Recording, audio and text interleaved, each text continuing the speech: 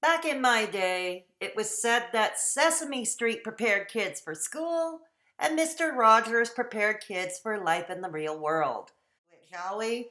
Hey kids, Straight Talk and Fedora coming at you, and welcome to the channel. If you're new here, we are a social commentary and story time channel focusing mainly on mental health, but not exclusively. If you're into that kind of thing, please consider subscribing and hit that little ringy dingy icon below so you can be notified every time I upload. Back in my day, it was said that Sesame Street prepared kids for school and Mr. Rogers prepared kids for life in the real world. My, how times have changed in the world of children's television programming. Remember when Sesame Street was always happy, happy, joy, joy? I do. It was that way when I was a small child in the 70s. There were social issues of the time, sure, often dark in nature and even controversial. But no one on the show ever addressed that. Not on too many TV shows, except for Mr. Rogers, of course. But the rule was we must only show what is pure and happy to children back then.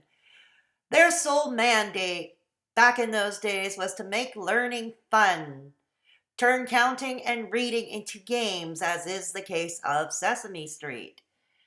Now, we are finally taking on the difficult issues and making it kid friendly.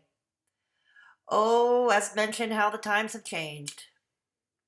Sesame Street was a simpler show. It just simply taught us how to count and recite the letters of the alphabet, as well as proper behavior such as sharing and helping your fellow man. The darkest it ever got, of course, was Oscar the Grouch, pretty much. And his cantankerousness, if that is a word. Mr. Rogers, on the other hand, tackled subjects back in his day that would have been taboo, especially for a kid audience. For example, how Betty and Daniel discuss RFK's assassination and how there was no wrong way to grieve. On the heel of the civil rights movement, we saw Mr. Rogers sharing a kiddie pool with Mr. Officer Clemens, and he was introduced, dunking his feet with the iconic Mr. Rogers, as well as talking about divorce when Mr. Rogers saw for himself how quickly the divorce statistics in the United States were climbing in the early 80s. Mr. Rogers, now long since gone, we see Sesame Street evolving in its own style, taking over pretty much where the iconic children's hosts left off, at least in my opinion anyway. Both shows always provided the basics like the importance of kindness. Sesame Street started tackling issues of racism, divorce, grieving, etc.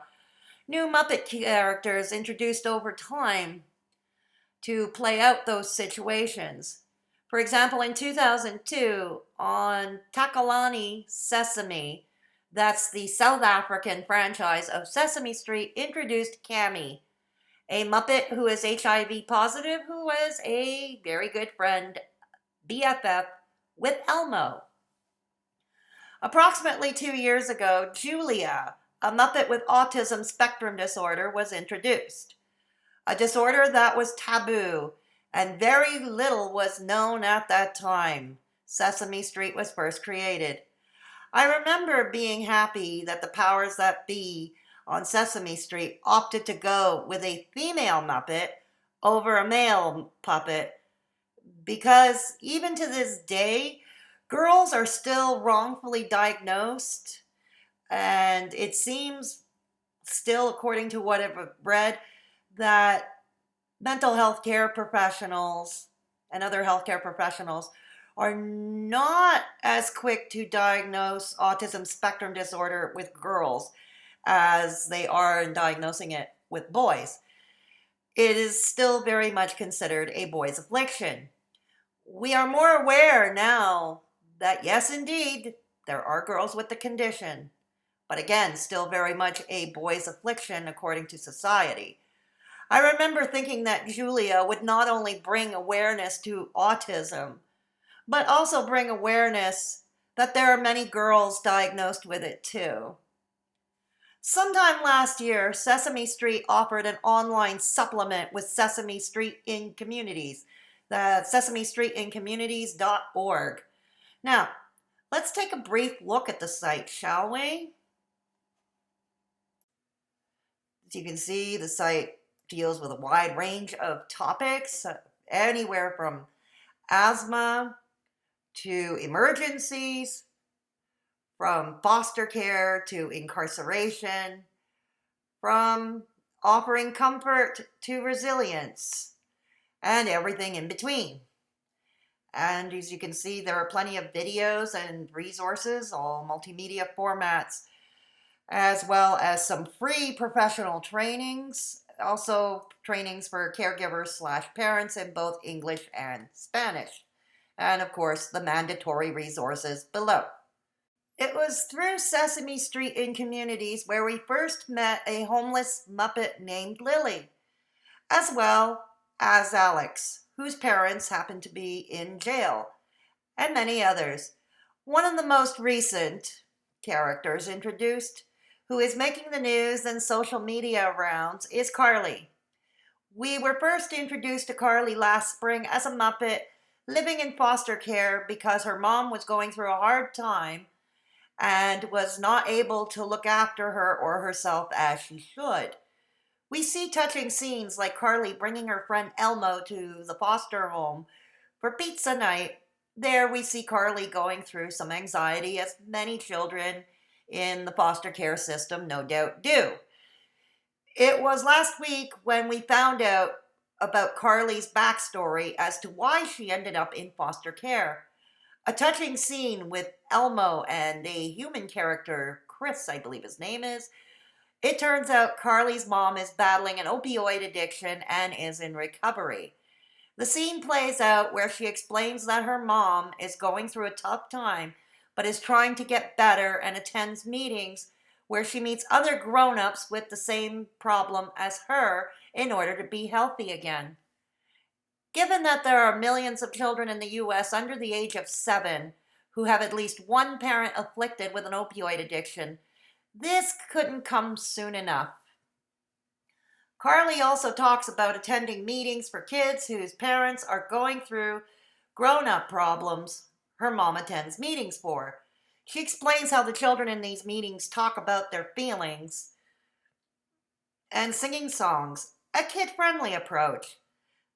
Like with Alateen.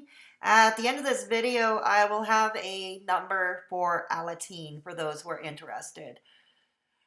Like with the pizza night sketch with Elmo, we see Karli is going through some anxiety while telling her and her mom's story.